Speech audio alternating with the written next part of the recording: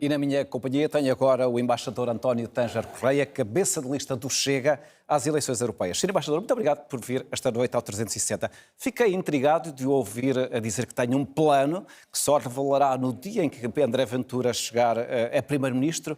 Um plano para quê? Para salvar Portugal? Muito obrigado pelo convite. Não exageremos. É um plano para recentrar, no fundo, parte de Portugal. O que é que isto quer dizer? Isso é um plano muito antigo já, um projeto que eu tenho vindo a desenvolver.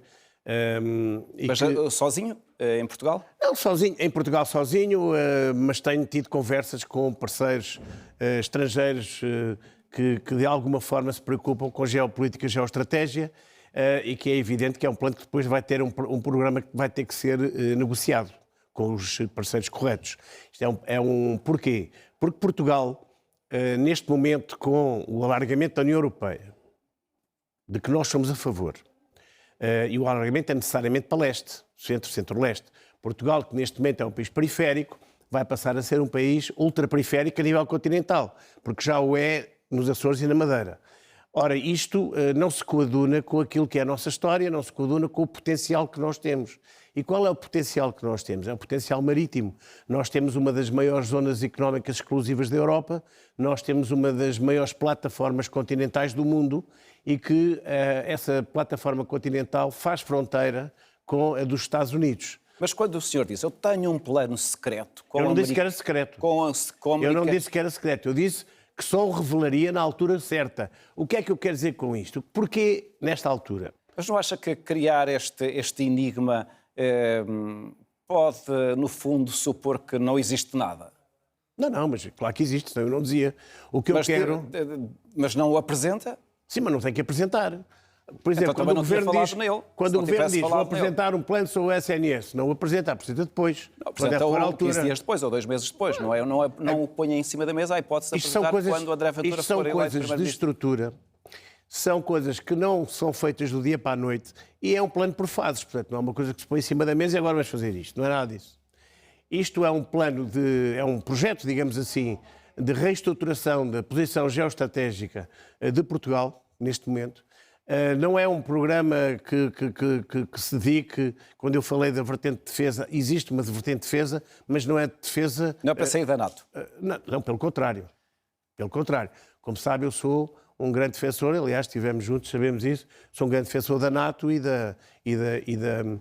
do conceito da Aliança Atlântica. Agora, Portugal, que tem... Vale a pena dizer, quando o senhor diz que estivemos juntos, encontramos na Bósnia, o senhor era embaixador e eu era claro, jornalista. Exatamente. Quer dizer, para não sermos mal interpretados. Não, há que estabelecer as diferenças. Mas, senhor embaixador, hoje o senhor, na verdade, foi o protagonista com este plano que não se sabe bem o que é, porque o senhor não revela. Mas, tendo em conta o protagonismo que André Ventura tem revelado na campanha, eu pergunto se não se sente em alguns momentos um ator secundário da campanha do Chega. Em primeiro lugar, não me sinto um ator secundário. Em segundo lugar, mesmo que me sentisse, era irrelevante. Porque qual foi a minha intenção em vir para esta campanha e fazer esta campanha? Não foi fazer a campanha. Então, nós construímos uma lista para trabalhar a seguir a 9 de junho.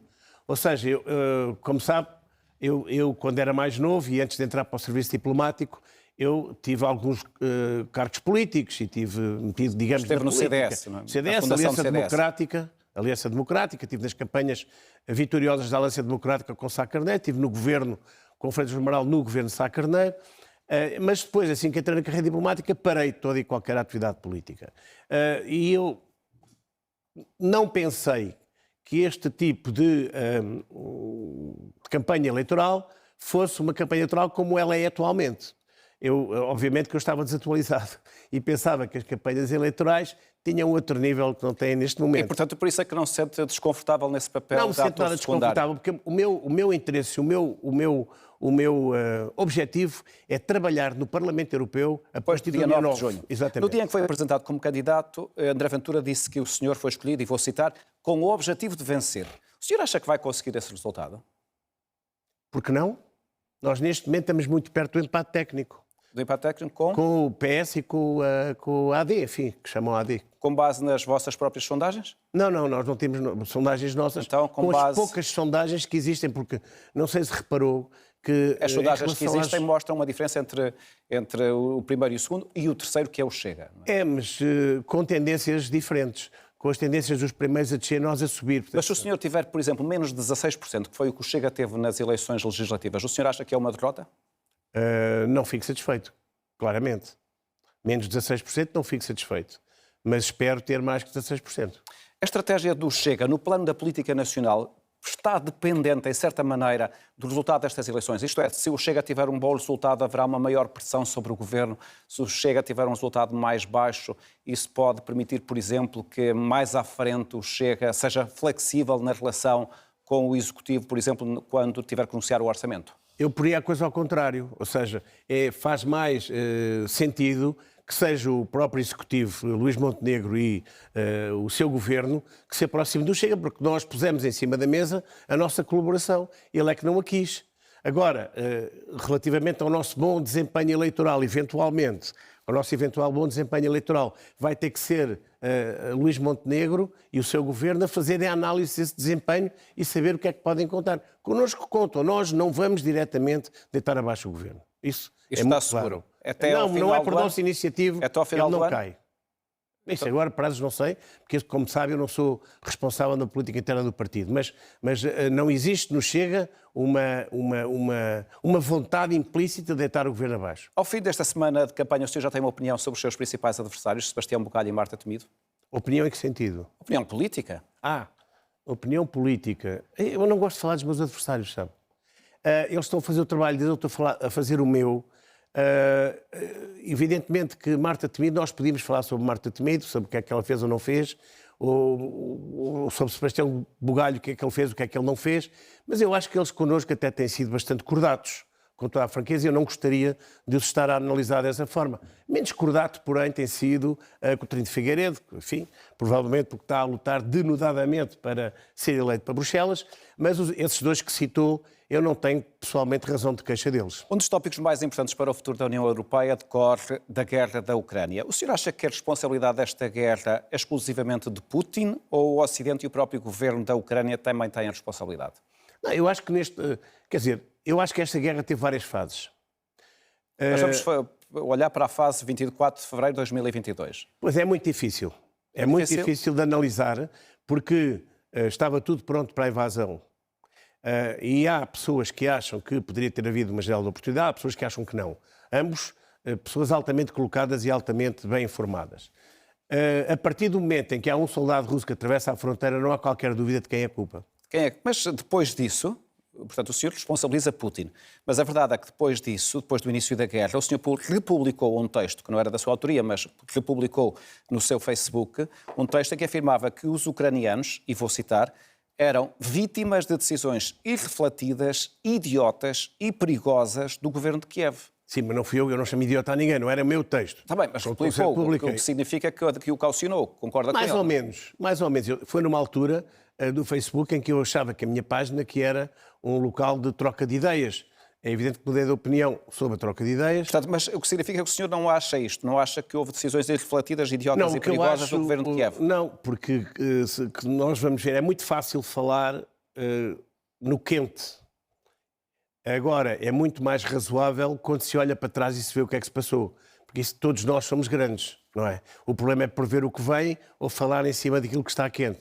Ou quando se olha para trás e se vê o que é que se passou, fica tudo muito mais claro. Do seu ponto de vista, a Ucrânia tem de ceder o seu território para haver paz? Não. Eu acho que a cedência de território é um muito mau princípio. Poderá haver, isto do ponto de vista diplomático, poderá haver várias soluções, não vale a pena estar aqui a linkar quais, mas de forma a que a Ucrânia não tenha que ceder território, que acho que é um péssimo princípio, porque a partir daí qualquer ação ofensiva de qualquer país que tenha como objetivo ficar com mais território, e repare que na Europa, como sabe e sabe bem, existem várias situações desse género e passam a ser, digamos, justificadas. Exatamente. Se o senhor fosse americano, em novembro votaria Donald Trump? Mas não sou. Não sou. Mas, entre Donald Trump, eu sei, entre Donald Trump, por isso é que eu disse se, não disse o senhor, disse se nessa condição. Mas entre Donald Trump e Joe Biden, o senhor tem alguma dúvida sobre quem é que acha que é melhor para o mundo e para a América? Para a América não sei, com toda a franqueza, porque as opiniões divergem. A única coisa que eu sei e que vi foi que quando Trump foi presidente dos Estados Unidos não houve uma nova guerra. E isto, para quem preza a paz como eu prezo, ao longo dos anos, ao longo de décadas, foi um fator positivo. É claro que Trump tem toda aquela imagem, que é uma imagem negativa, que todos nós sabemos. Mas é só imagem ou corresponde a uma substância? Pois isso, também não sei, também não conheço o senhor, mas agora o que é facto... Já foi julgado, por exemplo, e condenado por 34 crimes. O sistema é o sistema, e eu não estou a desculpar o Trump, mas se calhar o Joe Biden também poderia ser julgado por outros crimes também, que também terá cometido, nomeadamente a nível económico. Agora, aquilo que eu lhe digo é o seguinte, e que é muito importante para mim no julgamento da ação das pessoas, não houve uma nova guerra desde no primeiro mandato de Trump. Isso para mim é importante. Com Trump na Casa Branca e Putin em Moscou, como é que ficaria o mundo? Pois isso é uma boa pergunta. Resta saber como é que eles se vão entender ou não. Isso é a mesma história com Reagan e com Gorbachev. Mas isso era nos anos 80, agora estamos em 2024. Eu sei. Mas é um mundo que para si lhe dá alguma esperança ou, pelo contrário, é uma perspectiva sombria? Bem, o Trump garante que acaba a guerra na Ucrânia em 24 a 48 horas, não é? Como é que E o senhor acredita nisso? Não, como é que ele faz, não sei. Se ele me explicar, talvez eu me acredite. Agora, o que é facto é que há os interesses que estão em jogo e são interesses que, de alguma forma, também são estranhos aos dois. Portanto, há interesses poderosos que não estão abarcados pelos dois, digamos, contendores, mesmo se Trump ganhar as eleições.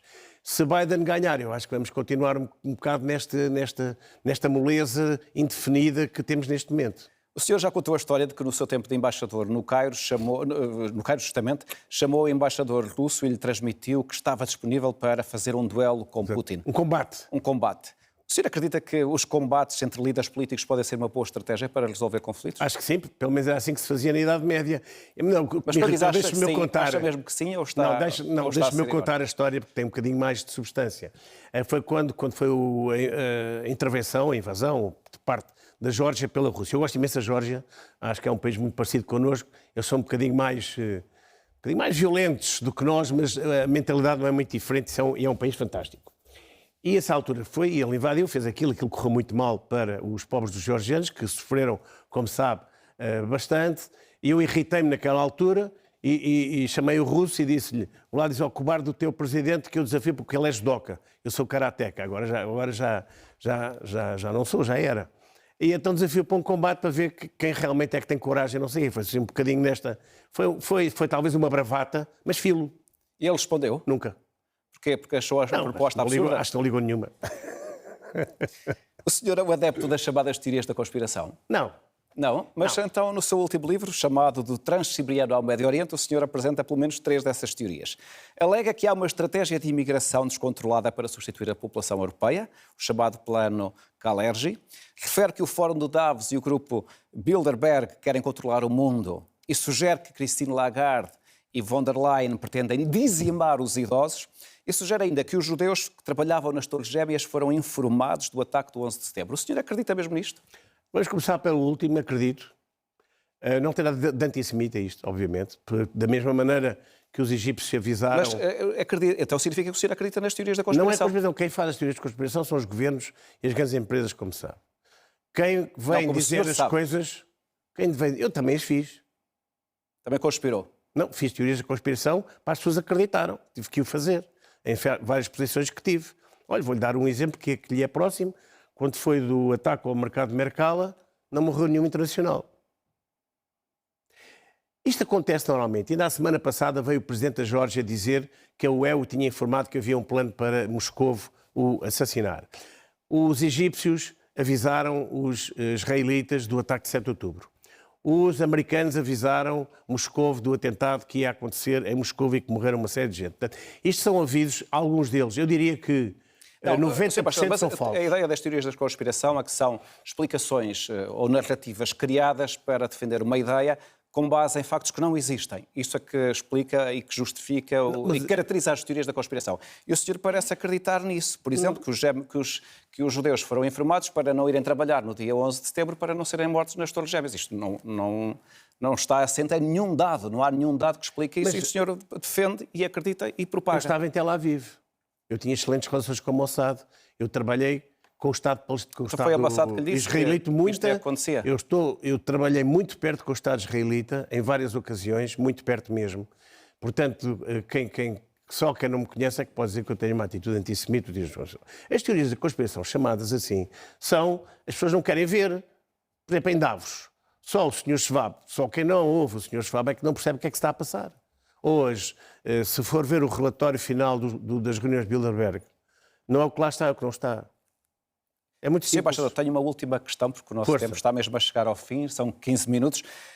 Quando Luís Montenegro se encontrou com von der Leyen, ainda não era Primeiro-Ministro, em meados de março, o senhor escreveu que era um mau presságio o então futuro Primeiro-Ministro ir ter este encontro, porque se iria precipitar nos braços da corrupta Úrsula. Estas foram as suas palavras.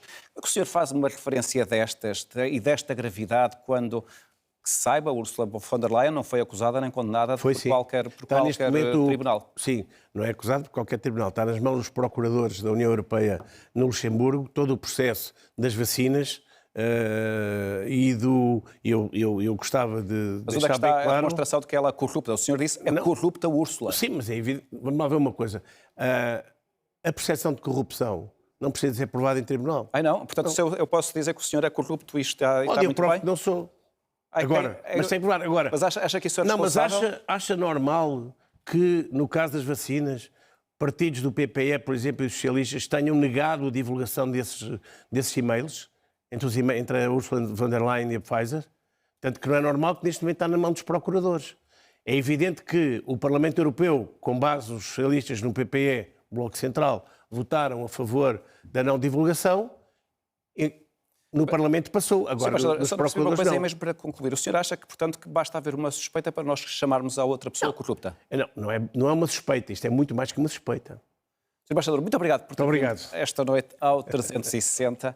O embaixador Tanger Correia, cabeça de lista do Chega às eleições europeias. E nesta sequência de entrevistas aos candidatos das eleições europeias, amanhã teremos aqui o cabeça de lista da Aliança Democrática, Sebastião Bugalho. Às 20 horas estará no Telejornal e às 21 aqui na RTP3, no 360.